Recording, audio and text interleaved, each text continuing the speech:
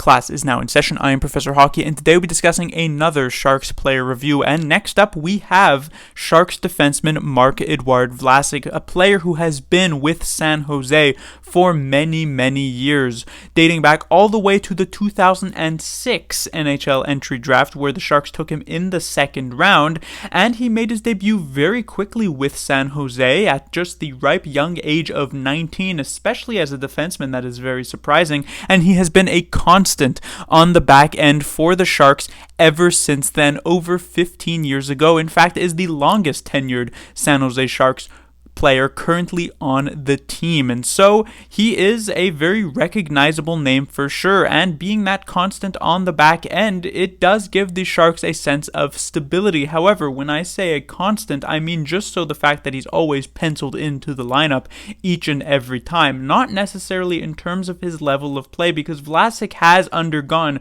some of the biggest meteoric rises as well as the steepest falls of any Sharks player that I can remember, really. He has hit the highest highs, but also the lowest lows. In the early 2010s, Marc-Edouard Vlasic was not only the best defensive defenseman on the San Jose Sharks for sure, but also one of, if not the best defensive defenseman in general around the entire league. And he kind of went under the radar at times, because not only were the San Jose Sharks not necessarily the most popular team as a West Coast franchise, the major hockey media taking place on the East Coast doesn't necessarily talk about them too much, but when you would think of the San Jose Sharks in those early 2010 years, you would think of Joe Thornton, Patrick Marleau, Joe Pavelski, Brent Burns had just been acquired, maybe Dan Boyle prior to that, these types of players, and you weren't necessarily thinking of Marc-Edouard Vlasic, but Vlasic was the major reason, or a major reason, why the Sharks weren't just this one-dimensional offense-only type of team,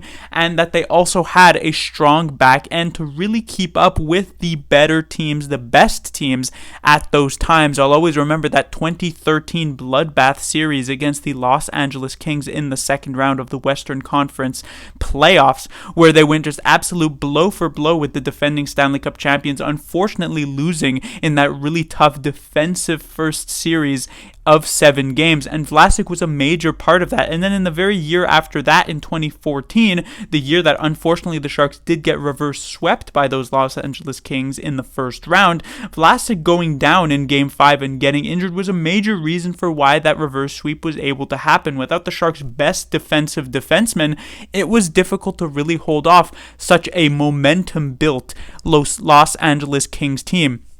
And I think really the pinnacle of Marc-Edouard Vlasic's career in the NHL, and a major reason because he doesn't actually get that Norris recognition because it's more so slanted towards offensive defensemen, was actually getting picked for the Canadian Olympic team in 2014. A huge honor just to get picked to represent your country at the Olympics. But on top of that, it being Team Canada, the most competitive and cutthroat sort of competition to get onto that squad, the fact that Vlasic ended up making it was a huge honor and a huge recognition of his defensive talents, and he played through that, and it was a dominant performance from that Canadian team and from Marc-Edouard Vlasic at those Olympics, and you would get the gold medal there. So Vlasic very, very strong in those early 2010s, but as time wore on, obviously that play would decline. You expected that with age, but it would kind of fall off a cliff for Vlasic. His really last strong year was that 2016 playoff run where he was just absolutely dominant at shutting down the top players of the Shark competition as they made their way to the Stanley Cup Finals. But then after that, it was always relatively shaky. Even that 2019 playoff run where I thought he was really, really strong, the regular season wasn't that great. And especially since the Sharks have started missing the playoffs, Vlasic's play has fallen off a cliff completely.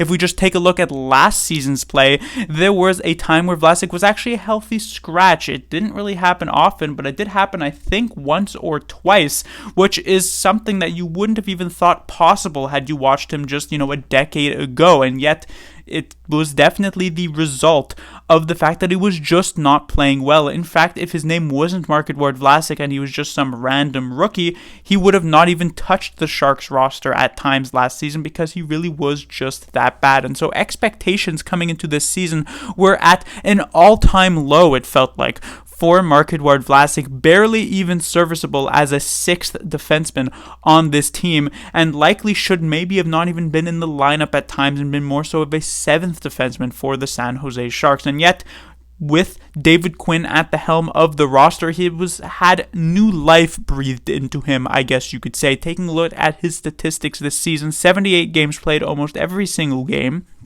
1 goal, 17 assists for 18 points. Now, obviously, Vlasic has never necessarily been a super offensive defenseman. He's had times where he's put up a decent amount of points, but still always been more of a defense-first kind of guy. And 18 points for a defense-first kind of guy is actually not all that terrible. When you take a look at the plus-minus, it's not great, obviously, at a minus 14, especially since he doesn't play in those empty net situations. But where he does play is against the other team's top competition.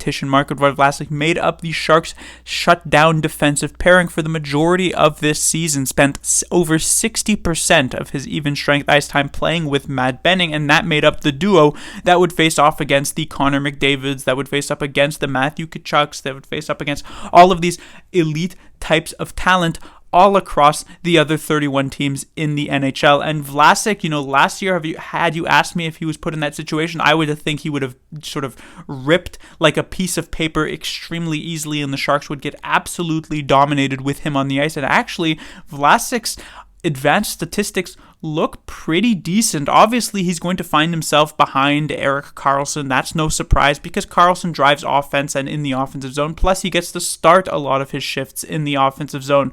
But Vlasic has some of the better advanced statistics out of any of the other defensemen on this team. He did a very reasonable job this season. And so this minus 14 is more so just the fact that the Sharks were a bad team, so they're generally going to be losing games. And when you're the player who is tasked with defending against the top competition of your opponent, you're going to obviously find yourself on the ice for multiple goals against. And since neither him nor Benning are particularly good at driving offense, you're also not really going to get the goal support that would help counteract that large minus if you are playing indeed in the defensive zone so much. So I don't look too far into this minus 14, but what I do look into is his time on ice. 17 minutes and 28 seconds obviously doesn't look like a ton for a shutdown defensive player, but it should be noted that last year Vlasic barely managed to make over 15 minutes. So under David Quinn this season, he had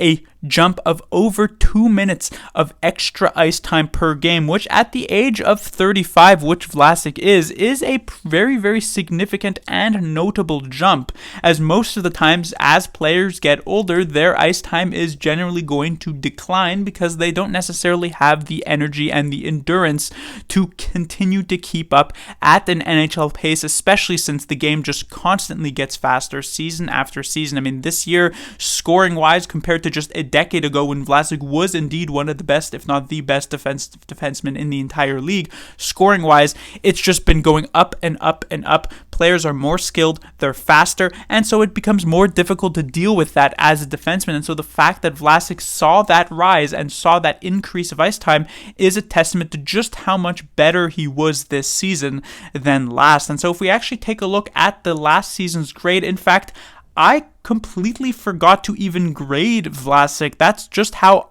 not noticeable he was last year. But if I had, the grade likely would not have been much better than like a D, I would say. It was a really bad season for Vlasic, and yet this year it was a complete opposite end of the spectrum. I'm not going to sit here and give him like an A+. It's not as though he was just this absolute stalwart back to his early 2010s version of Vlasic, but it was definitely a much, much better looked like a quite serviceable top 4 defenseman. And while he's still not worth that immense $7 million contract that he is currently signed to, he definitely brought it up from like the league minimum that he was at last season, and so I give him the grade of a B. Class dismissed.